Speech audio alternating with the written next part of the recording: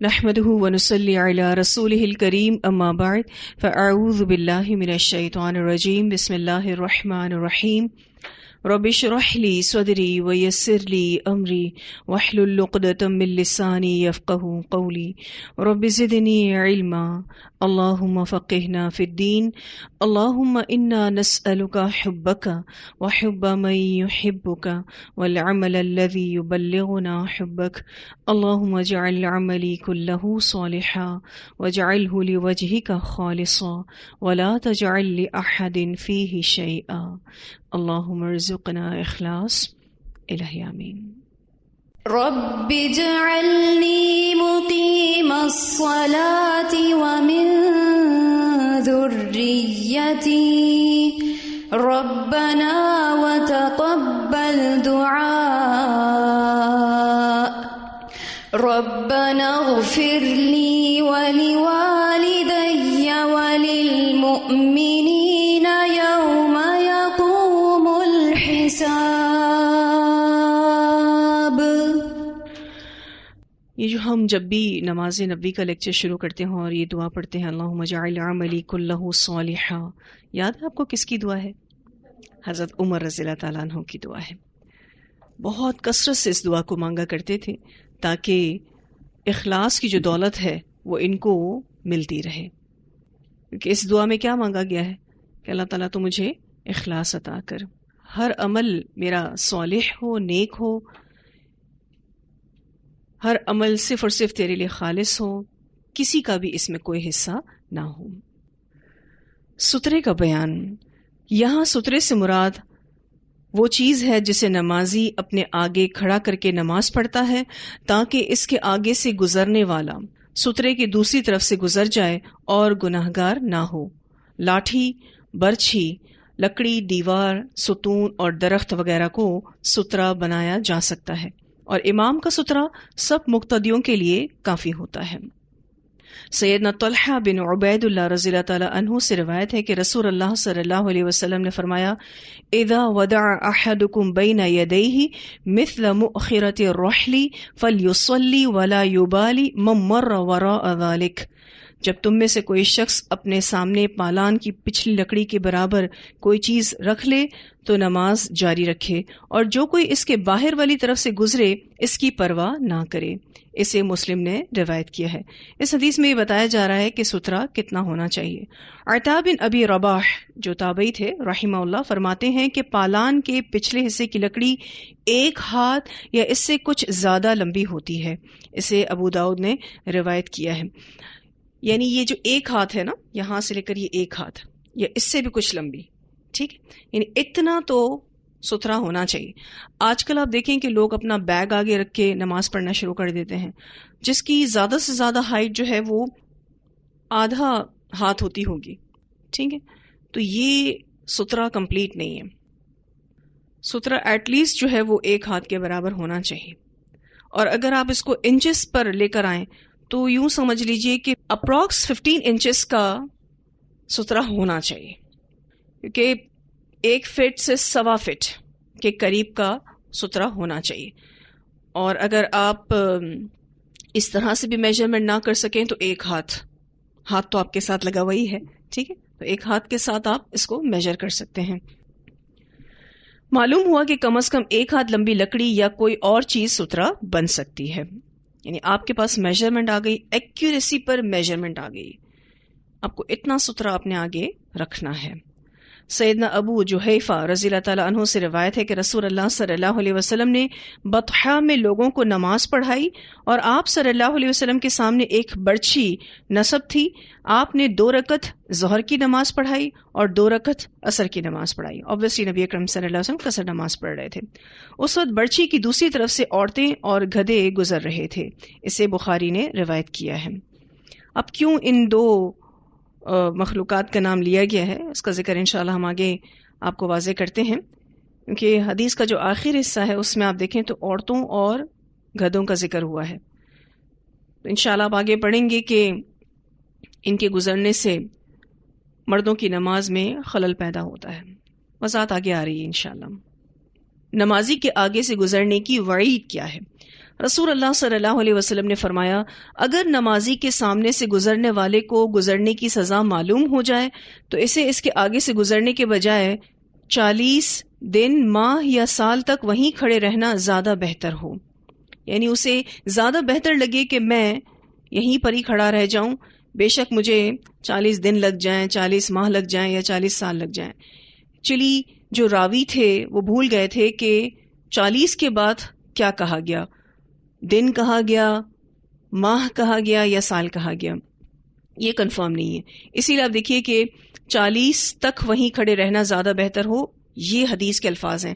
باقی جو بریکٹ میں دیا گیا ہے یہ ممکنات میں سے ہے کہ ہو سکتا ہے کہ 40 دن کہے ہوں، ہو سکتا ہے 40 مہینے کہے ہوں، ہو سکتا ہے 40 سال کہے ہوں.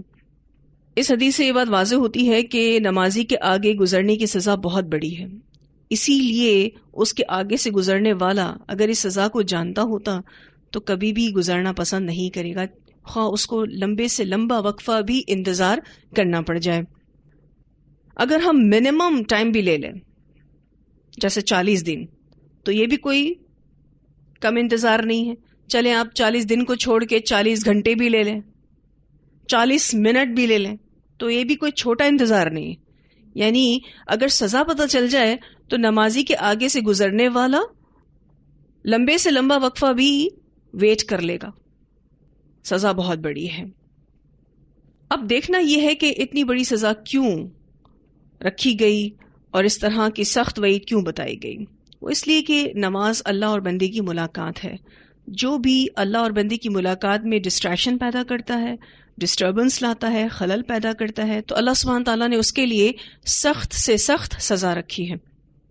اور آپ یہ بھی کہہ سکتے ہیں کہ اللہ رب العزت نے یہ سزا بتا کر اپنی اور اپنے بندے کی ملاقات کو سیو کیا ہے، اس کی حفاظت کی ہے، اس کی قدردانی بھی کی ہے. بعض اوقات ہم نمازی کے آگے سے گزر کر تو اس کو ڈسٹرب نہیں کرتے، لیکن زور زور سے کوئی لیکچر لگا کے، ٹھیک ہے نا، کوئی قرات لگا کے، کیونکہ ہمارے الحمدللہ اب معاملات کچھ ایسے ہی ہیں. ورنہ بہت سارے لوگ تو ٹی وی لگا کے، کوئی سانگز لگا کے بھی ڈسٹرب کرتے ہیں، ایون ہنسی مذاق کر کے، شور ہنگامہ کر کے، چیخ چلا کے ایک شخص کی نماز کو دوسرا ڈسٹرب کر رہا ہوتا ہے. جب بعض دفعہ ایسا بھی ہوتا ہے ہم ایسی جگہ پر نماز پڑھ رہے ہوتے ہیں، مثلا آفس میں پڑھ رہے ہوتے ہیں یا مدرسے میں پڑھ رہے ہوتے ہیں، تو obviously وہ جگہ ایسی ہے کہ جہاں بہت سارے لوگوں کا آنا جانا ہے، اور یہ بھی ممکن ہے کہ لوگ وہاں پر کام سے ریلیٹڈ باتیں کر رہے ہوں اور کوئی اور ڈسکشن بھی ہو رہا ہو، کام بھی ہو رہا ہو. تو پھر ایسی صورت میں کوشش کرنی چاہیے کہ ہم وہاں وہ جگہ چنیں نماز پڑھنے کے لیے جہاں اس طرح کا ڈسٹریکشن نہ ہو. لیکن obviously پبلک پلیس پر اس طرح کی چیزیں ہوتی ہیں، ٹھیک ہے. یا پھر ہم یہ کریں کہ جب ہم نماز پڑھ رہے ہوں تو اپنے فوکس کو زیادہ بڑھا لیں، کیونکہ اگر آفس میں نماز پڑھ رہی ہوں اور وہاں پر متعلقہ لوگ کام کر رہے ہیں یا باتیں کر رہے ہیں تو وہ گناہگار نہیں ہوں گے، وہ پھر مجھے ڈسٹرب کرنے کا سبب نہیں بن رہے. میں نے چونکہ وہاں نماز شروع کی ہے اور وہاں پر ظاہر کام ہو رہا ہے تو اب یہ میرا مسئلہ ہے، مجھے اپنا فوکس بڑھانا ہوگا. کہ بعض دفعہ ہم یہ سوچتے ہیں اچھا میں تو آفس میں نماز پڑھ رہی ہوں، دیکھو لوگ باتیں کر رہے ہیں، ان کو تو اتنا بھی ادب نہیں ہے کہ اگر کوئی نماز پڑھ رہا ہو تو باتیں نہیں کرنی چاہیے. تو بھئی کتنی دیر رکیں گے؟ کبھی کوئی نماز پڑھ رہا ہوتا ہے، کبھی کوئی نماز پڑھ رہا ہوتا ہے، اس طریقے سے تو پھر کام ہی نہیں ہوگا. تو پبلک پلیس پر نماز پڑھ رہے ہیں اگر آپ، تو اس صورتحال میں اگر آپ کو کوئی ڈسٹریکشن ہو رہا ہے وہاں کے متعلقہ کام کی وجہ سے تو کام کرنے والے گناہگار نہیں. ٹھیک ہے جی. اچھا بعض دفعہ ایسا بھی ہوتا ہے جب کوئی نماز پڑھ رہا ہوتا ہے، گھر میں ہی ہم دیکھتے ہیں تو کچھ لوگ باتیں کر رہے ہوتے ہیں تو دوسرا آ کے شور مچا دیتا ہے، تم لوگ دیکھتے نہیں ہو، دیکھو فلاں نماز پڑھ رہا ہے. یعنی چپ کرانے کے لیے بھی وہ خود کیا مچا رہا ہوتا ہے؟ شور مچا رہا ہوتا ہے.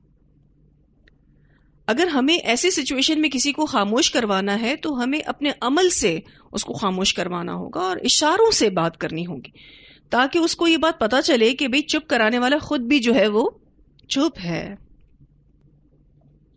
تو خاموش اگر کروانا ہے تو سب سے پہلے خود عمل کر کے دکھانا ہوگا اور ہم اشاروں سے خاموش کر سکتے ہیں. اس کی ایک مثال انشاءاللہ آپ آگے پڑھیں گے جب آپ جمعے کا بیان پڑھیں گے. وہاں پر خطبے میں اگر کوئی باتیں کر رہا ہو تو دوسرا جو خاموشی سے سن رہا ہو وہ اس کو ایسے چپ کرنے کا بھی نہیں کہہ سکتا. وہ شخص جو خاموش ہے وہ اس کو ایسے اشارتاً بھی چپ رہنے کا نہیں کہہ سکتا، اس کو بھی لغو کہا گیا ہے، یعنی وہ بھی لو کاؤنٹ ہوتا ہے. تو کچھ چیزیں بڑی سینسٹیو ہیں ہمارے دین میں. اور آپ دیکھیے کہ ایک شخص جب نماز پڑھ رہا ہوتا ہے اور آس پاس اس کو آپ ایسا کمفرٹیبل ماحول دیتے ہیں کہ جس میں وہ اپنی نماز کو اچھے سے سکون سے پڑھ سکتا ہے، تو انشاءاللہ آپ کو بھی اجر ملے گا، بجائے اس کے کہ آپ میس کریٹ کریں، بجائے اس کے کہ آپ شور کریں. کیونکہ بعض دفعہ گھر بہت چھوٹے چھوٹے ہوتے ہیں، ایک ہی فیملی کے اتنے سارے لوگ ایک ہی کمرے میں رہ رہے ہوتے ہیں، ایسے میں خیال کرنا ضروری ہے. اس میں بحث نہیں ہونا چاہیے کہ اب وہ فلاں نماز پڑھ رہا ہے، اب ہمارا گھر بھی چھوٹا ہے تو ہم کیا کریں، شور ہوتا ہے تو ہو. وہ اپنی نماز کا خود ہی خیال کر لے. ہم کر سکتے ہوں تو ہمیں کرنا چاہیے. ٹھیک ہے. اب یہاں تو بات ہو رہی تھی سترے کی، لیکن میں نے اس کو ایک دوسرے کانٹیکس میں بھی بتایا. ایکچولی سترہ جو ہے وہ نماز کا ادب ہے اور نمازی کے خشوع کے لیے مؤثر چیز ہے، کیونکہ نماز میں خشوع مطلوب ہے نا. قرآن پاک میں آتا ہے سورۃ المؤمنون میں، قد افلح المؤمنون الذین هم فی صلاتهم خاشعون. تحقیق فلاح پا گئے مومن، وہ مومن جو اپنی نمازوں میں خشوع اختیار کرتے ہیں. تو خشوع جو ہے وہ نماز میں مطلوب ہے، کمپلسری ہے، اس کے بغیر نماز کی کوالٹی بہت ڈاؤن ہو جاتی ہے. تو یہاں اس حدیث میں یہ واضح طور پر بتا دیا گیا کہ جو بھی نمازی کے آگے سے گزرے گا تو اس کی سزا بہت بڑی ہے. اگر اس کو پتا چل جائے تو آبویسلی وہ ویٹ کرنا پسند کرے گا. رسول اللہ صلی اللہ علیہ وسلم نے فرمایا، جب تم نماز ادا کرتے وقت آگے سترہ کھڑا کرو اور کوئی شخص سترے کے اندر نمازی اور سترے کے درمیان سے گزرنا چاہے تو اس کے ساتھ مزاحمت کرو اور اسے آگے سے گزرنے نہ دو. اگر وہ نہ مانے تو اس سے لڑائی کرو، بے شک وہ شیطان ہے. اسے بخاری نے روایت کیا ہے. ایکچولی یہ شیطان کا خلل ہوتا ہے. شیطان کسی کے دل میں ڈالتا ہے، کوئی بچہ ہوتا ہے یا کوئی بڑا ہی ہوتا ہے، اس کے دل میں ڈالتا ہے کہ اس کے آگے سے گزر جاؤ، تو پھر اس کو روکنا چاہیے. اور یہاں پر اس سے لڑائی کرو سے مراد کیا ہے، اس کو ہاتھ سے روک لیا جائے. بعض دفعہ ایسا ہوتا ہے کہ آپ بغیر جائے نماز بچھائے زمین پر ہی نماز پڑھ رہے ہوتے تو کسی کو اتنا آئیڈیا بھی نہیں ہوتا، کوئی بائی مسٹیک بھی آگے سے گزر جاتا ہے. تو کوشش کریں کہ جائے نماز بچھا لیں، کیونکہ یہ ایک علامت ہوتی ہے کہ آپ نماز پڑھ رہے ہیں، تو کوئی مسٹیک نہیں کر سکتا آپ کے آگے سے گزرنے کے لیے. اور پھر آپ یہ دیکھیں کہ عموماً یہ غلطیاں چھوٹے بچوں سے ہوتی ہیں. بچے کھیلتے کھیلتے نمازی کے آگے سے گزر جاتے ہیں. تو چھوٹے بچے ہیں تو ٹھیک ہے، چلیں آپ ان کو سمجھا نہیں سکتے، لیکن 4-5 سال کا جب بچہ ہو جاتا ہے تو وہ بہت ساری باتیں سمجھنے کے قابل ہو جاتا ہے. تو اس کو آپ پیار سے بٹھا کے سمجھا سکتے ہیں کہ بیٹا آپ نے نمازی کے آگے سے نہیں گزرنا. جب کوئی نماز پڑھ رہا ہو تو اس کے آگے سے آپ کو نہیں گزرنا، کراس نہیں کرنا، اللہ سبحانہ تعالیٰ نے منع فرمایا ہے. فی الوقت آپ اس کو اتنا سا بتا سکتے ہیں. اور جب یہ بات بارہا بچہ سنے گا تو انشاءاللہ وہ کانشیس رہے گا. ورنہ یہ شیطان کی طرف سے خلل ہوتا ہے. شیطان کیا چاہتا ہے کہ اب آپ جو نماز پڑھنے کھڑے ہو گئے ہیں نا، اب آپ کی نماز میں خلل آئے، آپ کو ڈسٹریکٹ کر دیا جائے، تاکہ آپ کی نماز جو ہے اب اس کی کوالٹی ڈاؤن ہو جائے، کیونکہ وہ نماز سے آپ کو نہیں روک سکا. اب وہ آپ کی نماز کی کوالٹی کو خراب کرنے کی کوشش کرے گا. ایک روایت میں ہے کہ 2 بار تو اسے ہاتھ سے روکو، اگر وہ نہ رکے تو اس سے ہاتھا پائی سے بھی گریز نہ کیا جائے، کیونکہ وہ شیطان ہے. اسے ابن خزیمہ نے روایت کیا ہے. اب یہاں پر ہاتھا پائی کی بات ہو رہی ہے تو ایسا نہیں ہے کہ آپ کچھ زیادہ ہی اشتعال میں آ جائیں. اس کا مطلب یہ ہے کہ اگر کوئی بچہ اس طرح کی مسٹیک کر رہا ہے تو تھوڑی سختی سے بات اس کو سمجھائی جائے، یعنی اس معاملے میں تھوڑی سختی کی جائے تاکہ وہ اس کو ہیبٹ نہ بنا لے. آپ کسی بڑے کو تو مارنے سے رہے. ٹھیک ہے، ظاہر ہے بڑا تو اتنا سمجھدار ہے کہ اس کو پتا ہے کہ نمازی کے آگے سے نہیں گزرنا چاہیے، پھر بھی وہ گزر رہا ہے، تو پھر اللہ ہی اس کو ہدایت دے. ٹھیک ہے. نبی اکرم صلی اللہ علیہ وسلم سترے اور اپنے درمیان میں سے کسی چیز کو گزرنے نہیں دیتے تھے. ایک دفعہ آپ صلی اللہ علیہ وسلم نماز ادا فرما رہے تھے کہ ایک بکری دوڑتی ہوئی آئی، وہ آپ کے آگے سے گزرنا چاہتی تھی اور آپ صلی اللہ علیہ وسلم گزرنے نہیں دینا چاہتے تھے. آپ صلی اللہ علیہ وسلم نے اپنا بطن مبارک سترے کے ساتھ لگا دیا تو بکری کو سترے کے پیچھے سے گزرنا پڑا. اسے ابن خزیمہ نے روایت کیا ہے. اب بکری ناسمجھ جانور ہے، obviously وہ گزرنا چاہ رہی تھی، اور اس کو کون گزروانا چاہ رہا تھا؟ شیطان گزروانا چاہ رہا تھا. نبی اکرم صلی اللہ علیہ وسلم نے اپنے بطن کو سترے کے ساتھ لگا دیا. آپ صلی اللہ علیہ وسلم ایکچولی دیوار کو اپنا سترا بنائے ہوئے تھے، آپ دیوار کے ساتھ لگ گئے تو بکری پیچھے سے گزر گئی. تو یہ بھی سیو کرنے کا ایک طریقہ کار ہے کہ آپ اس طرح سے بھی کر سکتے ہیں. بالفرض اگر کوئی گزرنے کی کوشش کر رہا ہو تو آپ آگے ہو جائیں تو وہ گزر نہیں سکے گا. پھر رسول اللہ صلی اللہ علیہ وسلم کی جائے نماز یعنی کھڑے ہونے کی جگہ اور دیوار کے درمیان ایک بکری کے گزرنے کا فاصلہ ہوتا تھا. اسے بخاری نے روایت کیا ہے. یعنی سترہ نماز کی جگہ سے تقریباً 1.5-2 فٹ کے فاصلے پر رکھنا چاہیے. اب آپ اتنا دور کوئی سترہ رکھ دیں اور پھر آپ بہت پیچھے ہو کے نماز پڑھ رہے ہوں تو اتنی بڑی جگہ آپ نے باؤنڈ کر لی ہے کہ آپ کے آگے سے کوئی گزر نہیں سکتا. تو آپ کو ایٹ لیسٹ کتنی جگہ رکھنی ہے؟ 1.5-2 فٹ بس، کہ آپ سجدہ آرام سے کر سکیں. آپ اپنے آگے اتنی جگہ ضرور رکھیں کہ سجدہ آسانی کے ساتھ کر سکیں. زیادہ جگہ نہیں رکھنی چاہیے کیونکہ پھر لوگوں کو دشواری ہوگی. آپ اتنی بڑی جگہ خود کے لیے باؤنڈ کر لیں گے کہ جب تک آپ نماز نہیں ختم کرتے کوئی آگے سے نہ گزر سکے، اور پیچھے سے گزرنے کی جگہ آپ نے رکھی نہیں ہے تو یہ تو پھر بڑی مشکل ہو جائے گی. رسول اللہ صلی اللہ علیہ وسلم نے فرمایا اگر نمازی کے آگے اونٹ کے پالان کی پچھلی لکڑی جتنا لمبا سترا نہ ہو اور بالغ عورت اور گدھا یا سیاہ کتا آگے سے گزر جائے تو نماز ٹوٹ جاتی ہے. ٹوٹ جاتی ہے مراد خلل آ جاتا ہے، اور سیاہ کتا شیطان ہے. اسے مسلم نے روایت کیا ہے. نماز کے ٹوٹنے سے مراد یہاں پر نماز میں خلل کا آ جانا ہے. دوسری مراد نماز کی برکت کم ہو جاتی ہے. تیسری مراد اس کا ثواب کم ہو جاتا ہے. ٹھیک ہے، یہاں مراد سرے سے نماز کا باطل ہونا نہیں ہے. یہ بات بہت اچھے سے سمجھ لیں کہ یہاں مراد سرے سے نماز باطل ہونا نہیں ہے. اس حدیث میں جو عورت، گدھا اور کالے کتے کا ذکر ہے یہ وہ اشیاء ہیں جو انسان کی نماز میں بگاڑ کا سبب بن سکتی ہیں، کیونکہ نمازی کے آگے سے ان اشیاء کا گزرنا خشوع و خضوع کے مٹانے کے مترادف ہے. یہاں اس حدیث میں اسی بات کو بتانا مقصود ہے. امام نووی رحمہ اللہ اس حدیث کے بارے میں فرماتے ہیں کہ اس سے مراد نماز میں کمی ہونے کے ہے، کیونکہ ان اشیاء کا گزرنا شغل قلب کا باعث ہے، یعنی جو دل ہوتا ہے وہ شغل کا شکار ہو جاتا ہے. اس سے مراد نماز کا باطل ہونا نہیں ہے بلکہ خشوع و خضوع میں فرق آنا ہے. امام نووی رحمہ اللہ اس حدیث کی تشریح یہ کرتے ہیں. امام شوکانی رحمہ اللہ فرماتے ہیں کہ عراقی فرماتے ہیں کہ کتا، عورت اور گدھا نماز کو قطع کر دیتے ہیں، تو اس سے مراد نماز کا قطع ہونا یعنی خشوع و خضوع میں باطل ہونا ہے. وہی بات جو امام نووی کر رہے ہیں کہ خشوع و خضوع جو ہے وہ کم ہو جاتا ہے، دل غافل ہو جاتا ہے، دل شغل کا شکار ہو جاتا ہے. اور اسی تشریح کی طرف صحابہ کرام میں سے ابو ہریرہ ہیں، اسی طرح سے حضرت انس ہیں، اسی طرح سے ابن عباس رضی اللہ تعالی عنہم شامل ہیں. ٹھیک ہے، یعنی یہ موقف ان بڑے بڑے صحابہ کرام کا بھی ہے. بہت سے صحابہ کرام یہ کہتے ہیں کہ ان چیزوں کا نمازی کے آگے سے گزرنا نماز کو فاسد کر دینے کے مترادف ہے، یعنی نماز فتنے کا شکار ہو جاتی ہے، فساد کا شکار ہو جاتی ہے. بالفرض آپ نماز پڑھ رہے ہوں، کالا کتا آپ کے سامنے بھونکنا شروع کر دے تو اس میں کوئی شک نہیں کہ آپ کی نماز میں خشوع و خضوع جاتا رہے گا.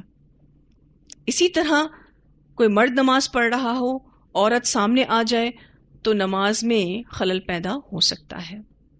اسی طرح گدھا بھی اپنی بدصورت آواز سے ہنکے گا تو یقیناً نماز میں خلل اور خرابی واقع ہوگی. نماز ٹوٹ نہیں جاتی کہ آپ سوچیں نماز ٹوٹ گئی اب میں دوبارہ سے نماز شروع کروں. اس طرح تو کبھی کوئی وجہ بنے گی نماز ٹوٹنے کی تو آپ نماز دوبارہ شروع کریں گے، پھر کوئی اور وجہ بن جائے گی، پھر آپ دوبارہ شروع کریں گے تو میرے خیال میں آپ نماز پڑھ ہی نہیں سکیں گے. تو اس کا ہرگز یہ مطلب نہیں ہے کہ نماز ٹوٹ جاتی ہے. کیا مطلب ہے اس سے؟ کہ نماز میں خلل آ جاتا ہے، نماز کی برکت کم ہو جاتی ہے اور اس کے ثواب میں کمی آ جاتی ہے.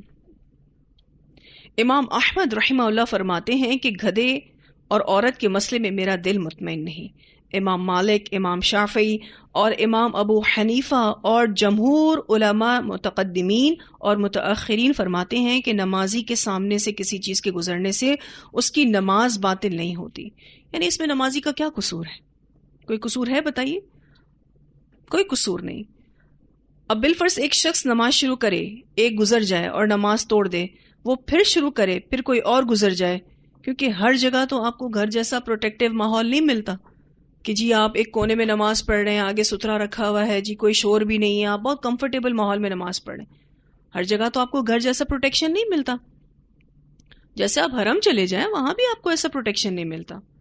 کتنے لوگ آپ کے آگے سے گزرتے ہیں, آپ کے آس پاس سے گزرتے ہیں, آپ بالکل بھی ایک یکسوئی والا ماحول نہیں پاتے. آپ کو ہر وقت لوگوں کا آنا جانا ملتا ہی رہے گا. تو پھر کیا کریں گے؟ کیا ہر دفعہ اپنی نماز کو توڑ کر دوبارہ سے شروع کریں گے؟ یا پھر ایسی جگہ آپ نماز پڑھ رہے ہوں کہ جہاں لوگوں کو علم ہی نہیں ہے کہ نمازی کے آگے سے نہیں گزرنا چاہیے. کہ کتنے ایسے لوگ ہیں جن کو اس بارے میں پتہ ہی نہیں ہے اور وہ آگے سے گزر جاتے ہیں. تو کیا مطلب ہے آپ اپنی نماز توڑ دیں گے؟ تو ایسا نہیں ہے.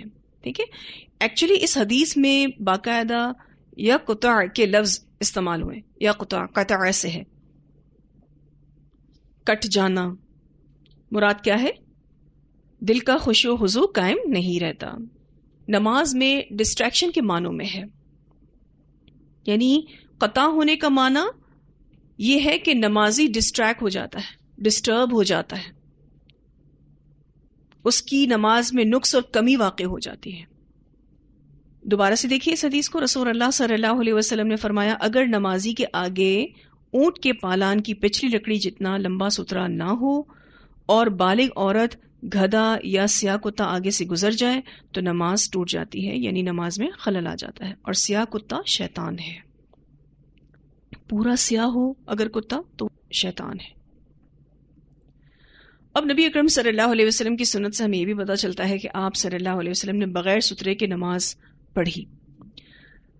سترہ نبی اکرم صلی اللہ علیہ وسلم کی سنت ہے, سنت مؤکدہ ہے, آپ کو اس کا اہتمام کرنا ہی کرنا ہے. لیکن اگر آپ کو کبھی کسی وقت سترے کے بغیر نماز پڑھنی پڑے تو آپ پڑھ سکتے ہیں. دین میں یہ وسعت موجود ہے. اس بارے میں جو دلیل ہے وہ یہ سیدنا عبداللہ بن عباس رضی اللہ تعالیٰ عنہما سے روایت ہے. کہتے ہیں کہ میں گدھی پر سوار ہو کر آیا. ان دنوں میں بلوغت کے قریب تھا اور رسول اللہ صلی اللہ علیہ وسلم بنا میں بغیر دیوار کے نماز پڑھ رہے تھے, یعنی بغیر سترے کے نماز پڑھ رہے تھے. میں بعض صفوں کے آگے سے گزر گیا, میں نے گدھی چھوڑ دی, وہ چرنے لگی, میں صف میں شامل ہو گیا.